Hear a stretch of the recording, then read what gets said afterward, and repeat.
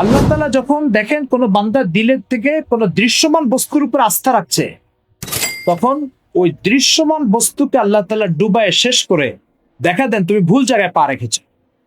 আসলে তো আস্থার জায়গা হচ্ছে মহান আল্লাহ তাআলা।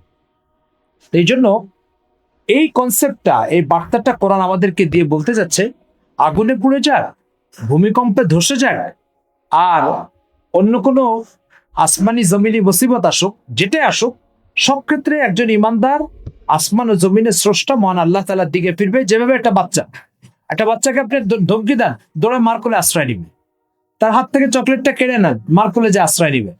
তো ঠিক একজন ইমানদার যখনই কোনো মুসিবতে পড়বে, দৌড়ে যে আসে আল্লাহর কোলে আশ্রয় নিবে। এর জন্য একটা উদাহরণ হচ্ছে বদরের যুদ্ধ। বদরের যুদ্ধে রাসূল সাল্লাল্লাহু আলাইহি ওয়াসাল্লাম 313 জন সৈন্য নিয়ে গেছে, মোকাবেলা করতে হবে 1000-এর বিরুদ্ধে। 700 সৈন্যের ঘাটতি, এই ঘাটতি তিনি পুরো করেছেন আল্লাহর কাছে সেজদা দিয়ে। তো এই জন্য মোহতারাম হাজিরিন, আল্লাহ তাআলার বড় মেহেরবানি, আল্লাহ আমাদেরকে ইমানের দৌলত দান করেছেন, যে কারণে আমরা আশ্রয়ের প্রকৃত ঠিকানা তার সন্ধান জানি। আমরা যদি ইমান না থাকতো আমাদের জন্য, তাহলে আমরা নূহ আলাইহিস সালামের ছেলে কেনানের মতো কোনো পাহাড়কে আর একে খোদা মনে করে তার কাছে আশ্রয় চেতাম। অথচ এই বস্তুগুলো নিতান্ত আল্লাহর দুর্বল সৃষ্টি, আর আল্লাহ তাআলা যদি সাহায্য না করে, দুর্বল সৃষ্টি কিভাবে আমাকে সাহায্য করবে? তো এই জন্য আজকের এই পেরেশানি ও মুসিবতের দিনে, যেখানে আমরা আমাদের ঘর বাড়ি জ্বলে গেছে, এখানে আমরা নূহ আলাইহিস সালামের অনুসরণ করব, তার ছেলের অনুসরণ নাই। আর নূহ আলাইহিস সালাম কি করেছিল বলেন? কি করেছিল? আল্লাহর কাছে আশ্রয় চেয়েছে, আল্লাহ পাক নৌকার মাধ্যমে আশ্রয় দিয়েছে। আর তার ছেলে কি করেছে? পাহাড়ের কাছে আশ্রয় চেয়েছে, পাহাড় ডুবায় আল্লাহ তাআলা প্রমাণ করেছে তুমি ভুল জায়গায় আশ্রয় চেয়েছো। আশ্রয় চাওয়ার প্রকৃত জায়গা, যেটা আসমান জমিন সৃষ্টি করেছে, যে হচ্ছে আশ্রয়ের জায়গা। আর এটা হতেই পারে না, আমাকে তৈরি করবে আল্লাহ, আর আমি আশ্রয় চাইবো হচ্ছে সৃষ্টির কাছে। এটা কিভাবে সম্ভব?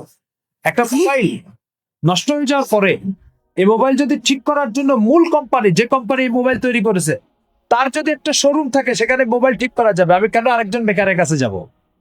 তো যখন আমাকে সৃষ্টি করেছেন আল্লাহ তাআলা, তো আমার প্রত্যেকটা মুসিবতের সৃষ্টিকর্তার কাছে যাব। তার কারণ হচ্ছে আসল কোম্পানির শোরুম বিদ্যমান আছে, এটা ঠিক করা। তা আমি কেন মেকারের কাছে যে মোবাইলটাকে নষ্ট হতে দিব? তো এই জন্য আমাদেরকে সৃষ্টি করেছেন আল্লাহ। আমরা মুসিবত আক্রান্ত হলে কার কাছে ফিরে যাব? আল্লাহর কাছে। যখনই আমি আল্লাহর কাছে ফিরে যাব, তখন আল্লাহ পাক দৃশ্য উপায় উপকরণগুলোকে আমার সামনে সরবরাহ করবেন আশ্রয়ের জন্য, যেভাবে নূহ আলাইহিস সালামের সামনে নৌকাকে সরবরাহ করেছেন। আর আল্লাহকে বাদ দিয়ে কোনো উপায় উপকরণকে আশ্রয়ের জায়গা বানাবো? তো নূহ আলাইহিস সালামের ছেলে যেভাবে পাহাড়ের উপরে উঠে আশ্রয় পায়নি, পাহাড় ডুবছে, সেও ডুবছে, ওই উপকরণগুলোকে আল্লাহ নিষ্ক্রিয় করে দেখাই দিবে যে এগুলো আমার ইচ্ছার সামনে একেবারেই ব্যর্থ, নিষ্ক্রিয়, এগুলো তোমাকে মামুলি সাহায্য করতে পারে না। তো এই জন্য মোহতারাম হাজিরিন, ইমানের এই চেতনাটা এখান থেকে, আগুনে পড়ে যাক আর ভূমিধ্বস হোক আর ভূমিকম্প হোক, যেটাই হোক না কেন, আমাদের একমাত্র আশ্রয়ের ঠিকানা কোথায়? বলো, আমাদের আশ্রয়ের ঠিকানা কোথায়? আবার বলো, কোথায়?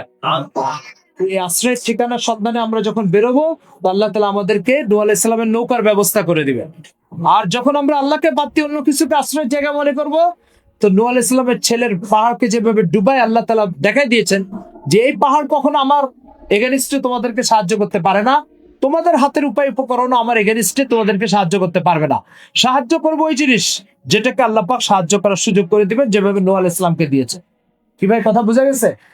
তো এই জন্য বলো, আমাদের এই আগুনে যে পুড়ে গেল শত শত ঘর বাড়ি, মাল সামানা, এর জন্য আমরা কার কাছে ফিরে যাব বলো? আর আল্লাহর কাছে ফিরে যাওয়ার আলামত হচ্ছে 3টা। 1 নম্বর, আপনি যে আল্লাহর কাছে ফিরেছেন এটা প্রমাণিত হবে যখন আপনি ফরজ নামাজ পড়বেন। কেন? আপনি মালিকের সবচেয়ে বড় হুকুম নষ্ট করে তার কাছে আশ্রয় যেতে পারেন না। তো এই জন্য প্রথম কাজ হচ্ছে আমাকে ফরজ নামাজ ঠিক মতো পড়তে হবে। কি করতে হবে বলো তো? ফরজ নামাজ দৈনিক কয়েক তো 5 ওয়াক্ত, তো ডেইলি 5 ওয়াক্ত ফরজ নামাজ আমাকে পড়তে হবে। এটা 1 নম্বর বিষয়। 2 নম্বর যে বিষয়টা, সেটা হচ্ছে যে আল্লাহ তাআলা যে কাজগুলো অপছন্দ করেন, অর্থাৎ গুনাহের কাজ, এগুলো আমার জীবন থেকে বের করে দিতে হবে। কথা বুঝা গেছে? কি বের করে দিতে হবে? গুনাহের কাজ। এটা 2 নম্বর কাজ। আর 3 নম্বর কাজ হচ্ছে যে মুহাম্মদুর রাসূলুল্লাহ সাল্লাল্লাহু আলাইহি ওয়াসাল্লাম, তাকে আল্লাহ তাআলা আমার জীবনের জন্য নমুনা হিসেবে পাঠিয়েছে। তো মুহাম্মদ সাল্লাল্লাহু আলাইহি ওয়াসাল্লামকে আমি জীবনের সব ক্ষেত্রে অনুসরণ করব। খাওয়া দাওয়া, পড়া, ইবাদতের ভিতরে বাইরে সব জায়গায় অনুসরণ করব। রাজি আছি তো ইনশাআল্লাহ? আল্লাহ তাআলা আমাদেরকে এই কথাগুলো মেনে চলার তৌফিক দান করেন।